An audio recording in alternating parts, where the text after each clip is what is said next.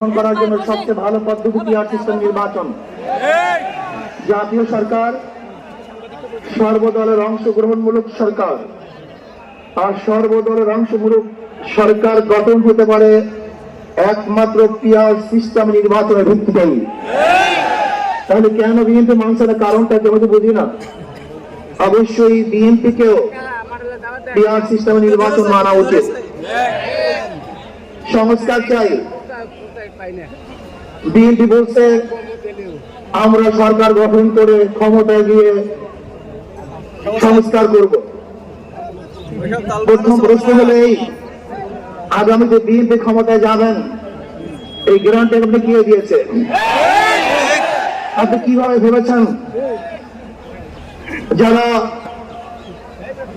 96 থেকে 91 থেকে 96 পর্যন্ত করার কারণে 96 ক্ষমতায় আসতে পারে নাই। আবার 2001 থেকে 2005 পর্যন্ত দেশ চালাবার কারণে 2008 তারা ক্ষমতায় আসতে পারে নাই। 2001-এ বিএনপি ইশতেহার ঘোষণা করেছিল, সেই ইশতেহারের মধ্যে 10% বিএনপি বাস্তবায়ন করতে পারেনি। এমনকি 2001-এ ইশতেহারে 1 নম্বর শর্ত তারা পালন করতে পারে নাই। আমি বিশ্বাস করি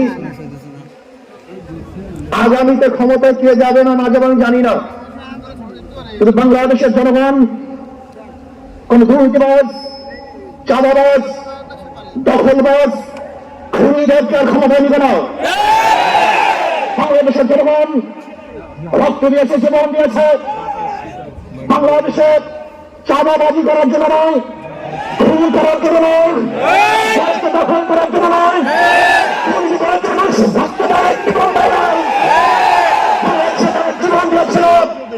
মানুষ মুক্তি পাবে, শান্তি পাবে।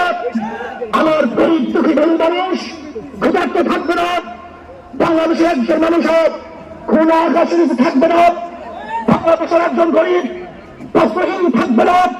আমার বাংলাদেশের কোন মানুষ খুন হবে না, খুন হবে না। বাংলাদেশের ব্যবসায়ীদেরকে আওয়াজ দিতে হবে না।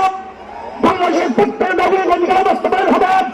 তারা শান্তিতে বসবাস করতে পারবে, নির্বিঘ্নে ঘুমাতে পারবে। আমার বাবা ইজ্জত দিয়ে রাস্তা করা ভয় করতে পারবে। বাংলাদেশের মসজিদ থাকবে, মাদ্রাসা থাকবে, বাড়ি থাকবে, টুপি থাকবে, বাড়ির ভিতরে ইস্তেমাল করতে পারবে না, টুপি ছিঁড়ে দিতে পারবে না।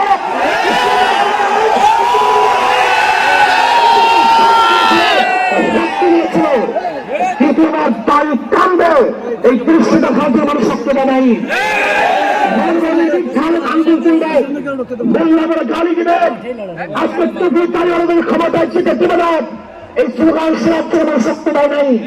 এই দৃশ্য দেখার জন্য বুকের তাজা রক্ত ঝরে খেয়ে দেওয়ার শাহাদাত বরণ করে নাই। কারণ বাংলাদেশের মানুষ শাহাদাত বরণ করেছিল এই জাতিকে মুক্তি দেওয়ার জন্য, কোরআনের সুন্নাহর আইন বাস্তবায়ন করার জন্য।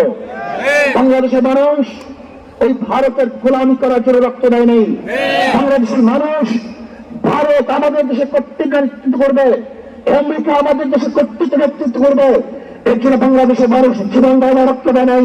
বাংলাদেশের মানুষ সাধন, তারা নিজেরা আইন প্রণয়ন করবে, নিজেরা সংসদ পরিচালিত করবে, তারা নিজেদের পায়ে দাঁড়াবে। বাংলাদেশের মানুষ জীবন দিতে পারে, কিন্তু কার গোলামি করতে পারে না। তারা ভাইরা আমার, আমি বিশ্বাস করি আজকে মঞ্চে যারা আছেন, যদি আমরা মুনাফিকি না করি,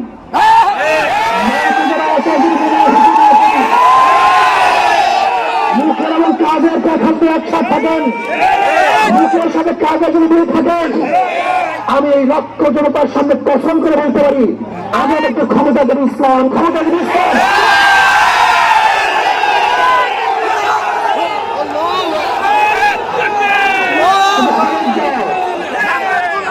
মুনাফিকি করি তাহলে এদেশের মানুষ সচেতন হয়েছে, এদেশের মানুষ সব জিহাদি হয়ে গেছে।